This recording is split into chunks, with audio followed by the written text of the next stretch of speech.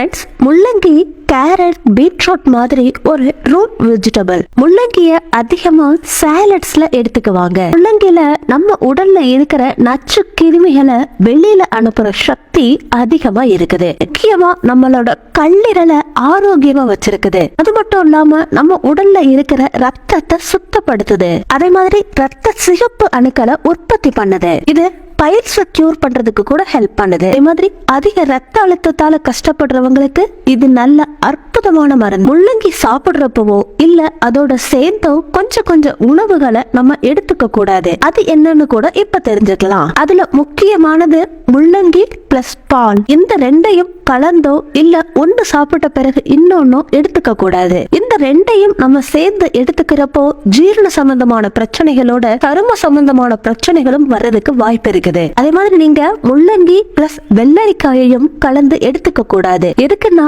நிறைய பேர் சாலட்ல முள்ளங்கியோட வெள்ளரிக்காயையும் சேர்த்து சாப்பிடுவாங்க. இந்த மாதிரி நீங்க எடுத்துக்கிறப்பவும் வயிற்று வலி ஏற்படுறதுக்கு அதிகமா வாய்ப்பு இருக்குன்னு டாக்டர் சொல்றாங்க. முள்ளங்கியோட பகற்காயையும் நீங்க சேர்த்து எடுத்துக்கிறப்போ கேஸ், அசிடிட்டி, ஜீரண சம்பந்தமான பிரச்சனைகள் ஏற்படும். இதனால தலைவலி, நெஞ்செரிச்சல் ஏற்படவும் வாய்ப்பு இருக்குது.